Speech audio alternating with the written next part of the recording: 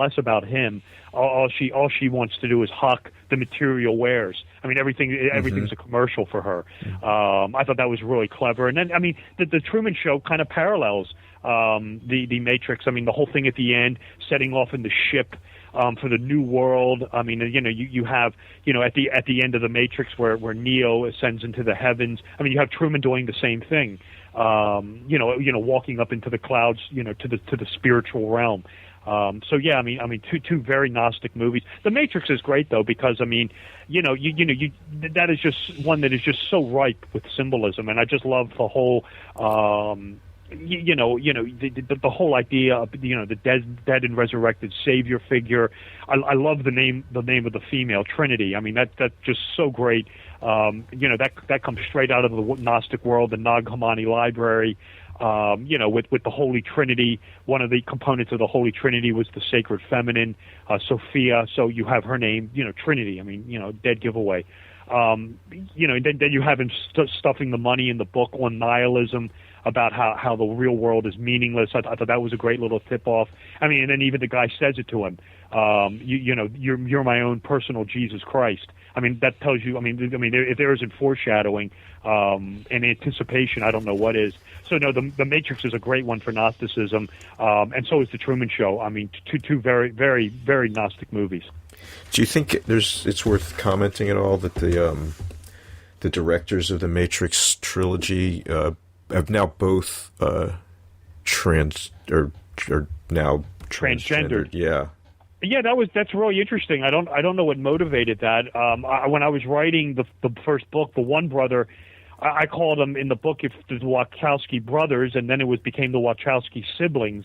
The one became a transgendered, and then most recently, I think within the last 6 or 7 months, the other one became transgendered. Transgendered. Yeah, I mean, I don't know what's motivating that.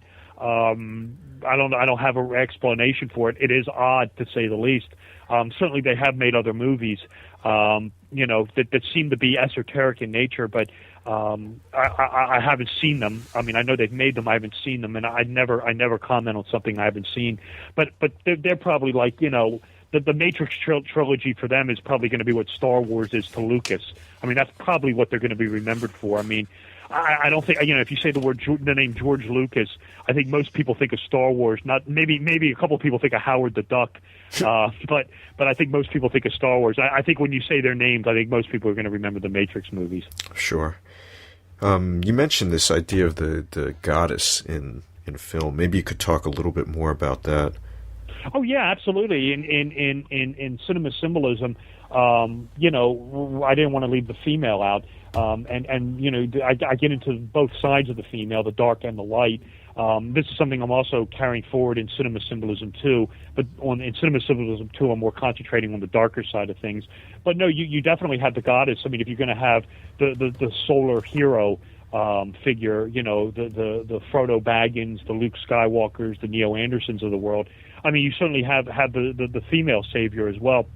Granted, they're probably not as well, maybe as popular, but they're in there and they're worth talking about. I mean, I know sometimes Hollywood can get a bad rap on some of this, but I mean, you think of movies such as the Aliens films with Ellen Ripley, and what's great about this is the female usually can take the form. She can be a warrior, she can be the mother, she can be the lover. She turns up in different roles, and the philosopher. You have Ellen Ripley in the Alien movies, who's really sort of the warrior. You will find her paralleled in this very esoteric movie called The Fifth Element by Luke Benson. That movie is overloaded with loads of hidden symbolism. And of course, you have she quite literally is Lilu. The fifth element herself is the savior of mankind. So you have her there. You have, you could find this archetype. I mean, Princess Leia in Star Wars, of course, Galadriel in Lord of the Rings. So yeah, I mean, you have the solar hero Luke Skywalker. Then you have the female figure. The female savior, Buffy the Vampire Slayer is another one of these, especially on the TV show. She's Sarah Michelle Gellar. I mean, there's a great female hero, female savior type figure. So no, when you get into the goddess, the sacred feminine, this could take many guises. But and you can look at it negatively also. There are these negative female archetypes, and it really manifests in Hollywood as this evil mother figure. The mother in Hollywood, by and large, is, I don't know why this is, but the mother figure is always portrayed as some sort of monster almost. Mommy dearest. Yeah, I mean, you think of Mommy Dearest, you think of Norma Bates in Bates Motel, who's the voice of Norman. There's some other great ones out there. Even the what's an Alien? The name of the evil computer, Mother, is the name of the evil computer in the first Alien movie. Pamela Voorhees in the first Friday the 13th movie. It's always the mother is portrayed as some sort of demonic figure of some kind. I go through a whole laundry. The woman in Carrie, the mother in Carrie is a total nut job, a basket case. The mother in the Dead Zone who's protecting the serial killer. It turns up over and over again. I'm not sure why that is. So yeah, I love talking about sort of the negative and the positive and negative aspects of this goddess female archetypal character that is very powerful in cinema. Yeah, it's interesting. As you were talking about that, it really reminded me of the mother of Grendel in the Beowulf poem. Yeah, that's another one. Absolutely correct.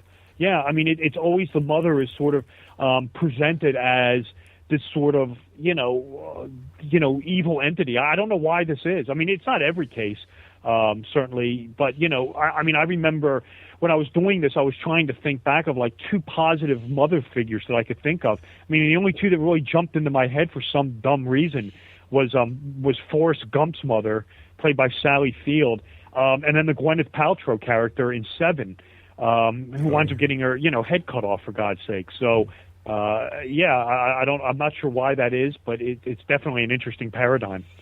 Wow, that's really fascinating.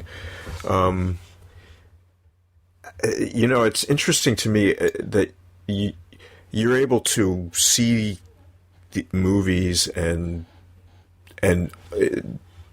these archetypes and myths. You're kind of, I'm assuming they're just jumping out at you. Is that right? Well, it's one of those things, Craig, when if I go to I think what you're kind of asking me is like my methodology in this. Sure. It takes me, I'll put it to you like this, it takes me more than one viewing for me to do this.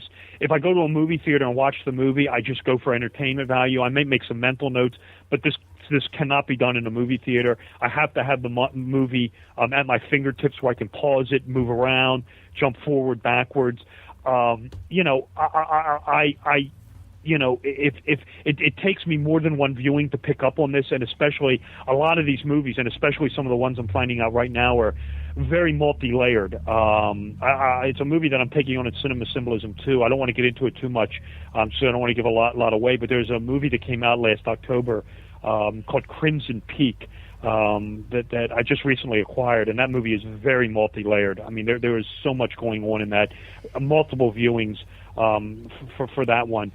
So when I do this, it does jump off the screen. I don't necessarily consciously look for it. It's one of those things, it just starts coming to me, and I can just start picking up. It's sort of like just an odd synthesis that happens. But once I kind of pick up on it, it's funny how it sort of falls into place. Once I kind of get onto what this director's trying to tell me and what I'm dealing with, that's when the stuff really starts to jump off the screen. Am I dealing with comparative religion? Am I dealing with an alchemical movie? Am I dealing with a Gnostic movie? Am I dealing with an archetype? Am I dealing with astrology? Or numerology? Is there a number in a movie that's being beaten into my head over and over again? So that's part of the study in this, but it takes me definitely more than one viewing to do it, or to properly dissect the movie. And like I said, I'm constantly jumping around from beginning to end, fast forwarding, going back and watching and scenes and this and that. But once I figure it out, then once I figure out what the director's trying to tell me, assuming anything, not every movie has this stuff. Then I know I'm on the right track.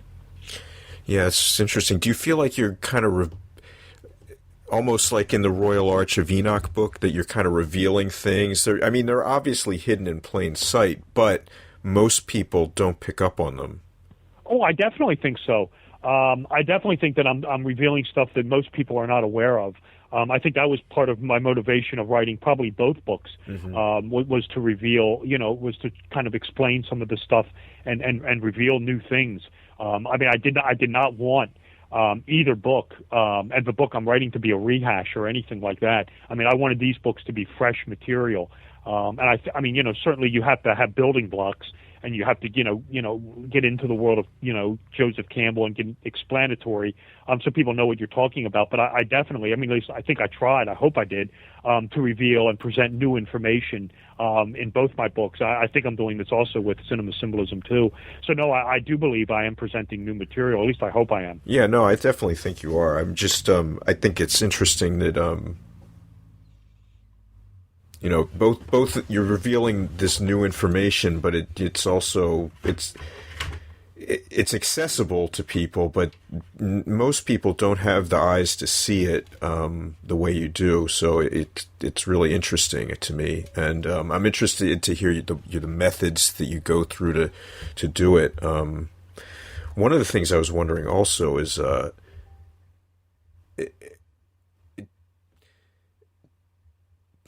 How do I say this? The people making these films and putting all of this effort into the symbolism in the script, in the set, I assume this takes many different forms and whatnot. But do you imagine that the people doing this expect most viewers to sort of unravel the threads that they've sewn together, or is this something that they do more for their own amusement, or to kind of subconsciously affect the audience? I know we've talked about this before, but I'm always interested to hear your take on this thing. I think it's a combination of any one of those. I think for some directors, I think of like a Darren Aronofsky. I think it's like a game of chess with him, that he does challenge you to try to pick up on little things. This is definitely the case of this new movie, Crimson Peak. This thing is just overloaded with stuff. It tweaks your subconscious mind. But this goes back in time. Also, we could turn to the works of Stanley Kubrick. He does this in different movies. What I like about Kubrick is he uses occult techniques, but he doesn't use the same one over and over again. He uses something very specific in The Shining, which is repetition.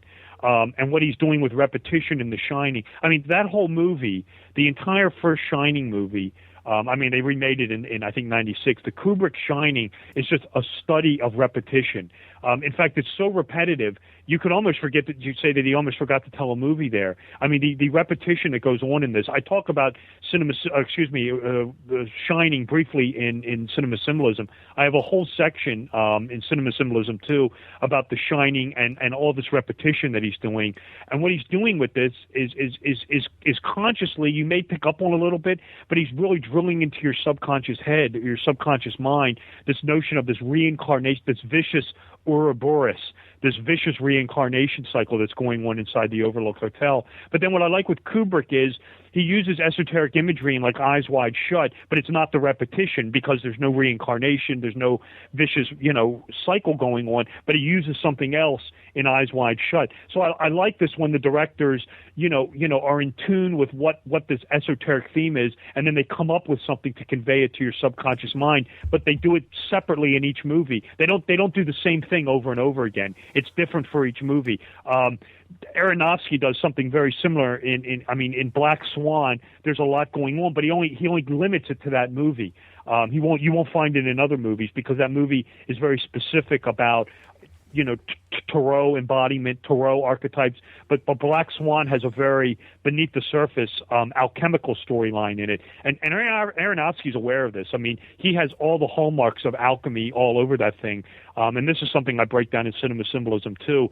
So, I think and then you can get into the whole idea of is this all a coincidence?